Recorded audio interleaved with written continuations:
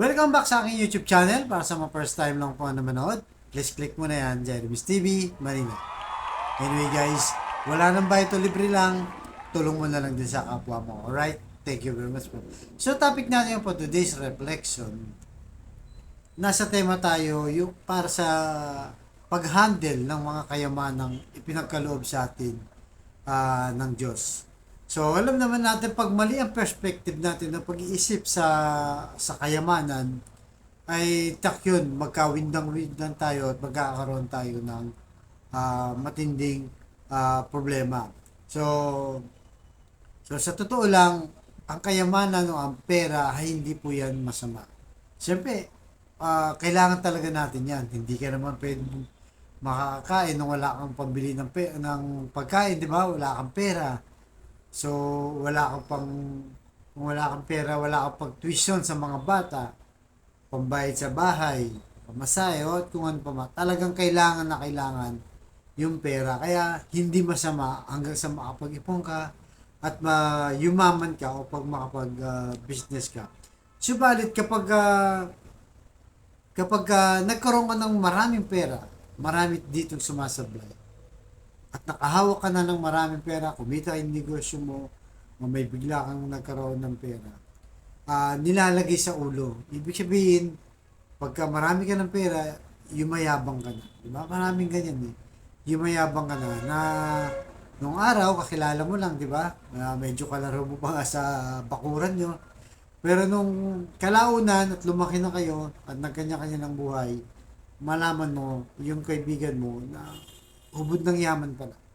Tapos pag uwi sa probinsya nyo, o sa lugar nyo, sa barangay nyo, hindi ka na pinapansin kasi nga mayaman na siya. So wala na siyang kinikilala kahit mga kapitbahay niya, yung mga ganun. So wala na kinikilala dahil umakyat na nga sa ulo yung pera niya. Ibig sabihin, naging mayabang na siya.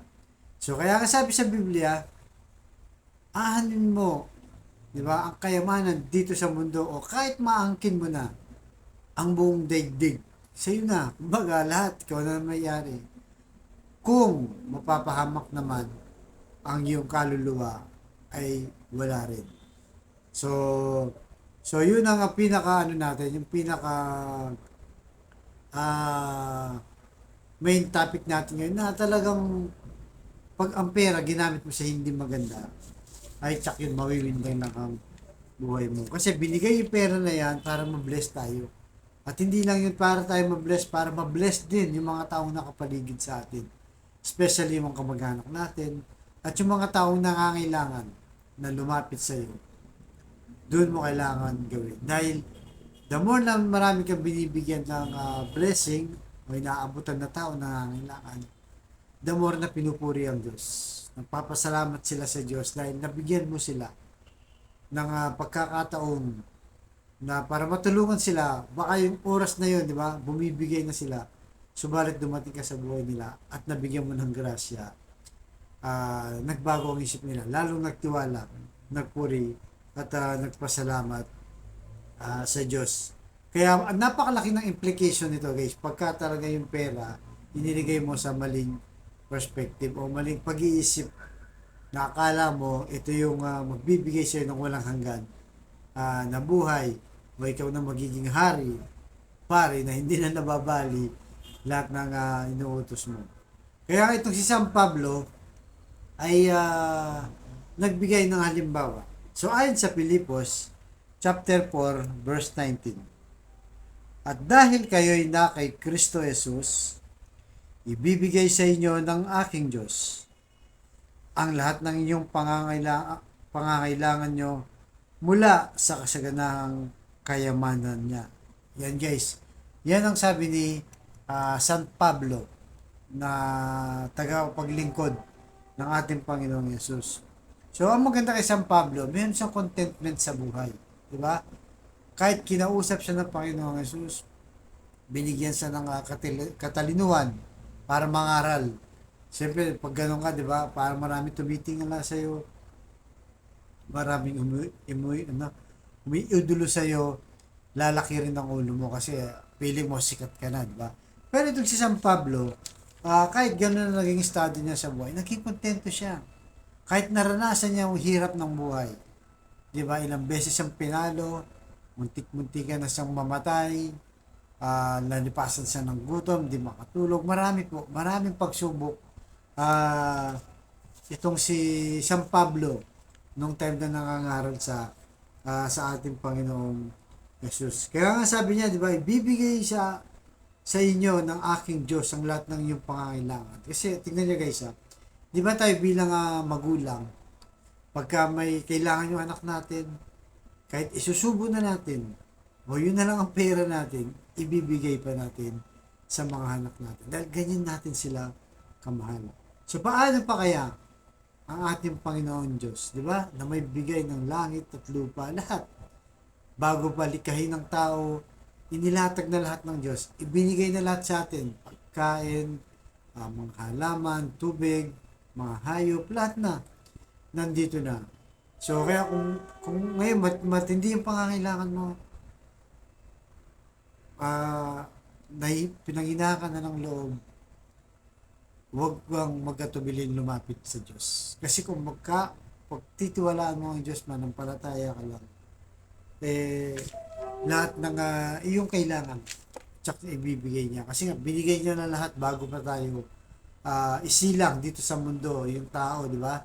Nung likhain na ng tao, si Eva at Adan, lahat nandyan na. So, yun na nga lang, naging pasaway si Eva at saka si Adan. Kaya, yun, nakapagmana tayo ng kasalanan sa kanila. So, yun po nating isipin na hindi porket mayaman ka, marami ka ng pera, ikaw na may-ari niyan. So, lahat ng ito ay pahiram lang. Lahat, even yung buhay natin, pahiram lang sa Diyos. Kaya wag ilagay sa ulo kung sakaling ikaw ay naging masagana na sa pera, marami ka ng mga properties, di ba? Nagiging mayaman ka na, wag po. Dahil ang lahat ng yan ay magiging walang kwenta kung mapapahama ang iyong kaluluwa. So tayo po manalangin. Lord, maraming salamat po sa araw na ito. Patawaran niyo po kami sa aming mga kasalanan. At salamat sa paalala nito na yung pagthinking namin sa pera ay pang mabuting purpose lang. Hindi para kami yumabang, lumaki ang ulo, at maging matapobre sa aming kapwa. So tulungan niyo po kami Lord na magampanan namin. At sa kapatid natin nanonood sa aking vlog na may matinding karamdaman, problema sa relasyon, sa financial, sabayan mo ko sa napakasimpleng dasal nang kung ikaw ay manalangin at ikaw manampalataya at ikaw ay magtiwala sa Diyos at tsak yun, anumang kahilingan mo ay yung matatanggap sa tamang panahon. So tayo po manalangin muli. Lord, bless yung mga kapatid namin na nanonood sa aking vlog. May matinding karamdaman, stage 4 cancer na Lord. Bedridden na sa ospital, sa bahay, at kung ano-ano pa mga karamdamang bumabalot sa kanyang katawan. Ipuhin niyo po Lord ang iyong mapagpagaling na kamay. Tanggalin niyo po kung anumang nararamdaman niya sa kanyang katawan o ng kanyang pamilya o ng kanyang mahal sa buhay. Tanggalin niyo po Lord ang nagpapabigat sa kanyang karamdaman.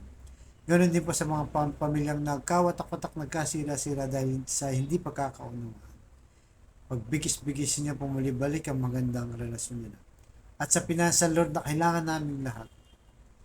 I-bless niyo po lalong-lalo na po yung kapatid namin walang-wala Lord. Ultimo pambili ng ulam, bigas, pamasahe, pambahon sa mga bata, pambili ng gamot, pambayad sa tubig, pambayad sa kuryente, at kung ano pa bang gastusin Lord. Ipuhin niyo po ng iyong mapagpalang kamay ang aming hanap buhay para sa aming pamilya. So lahat ng ito iniling namin sa matamis na pangalan natin Panginoon Jesus. Amen and amen. To God all be the glory. Sa ngalan ng Ama, ng Anak, ng Diyos Espiritu Santo. Amen. Thank you very much po.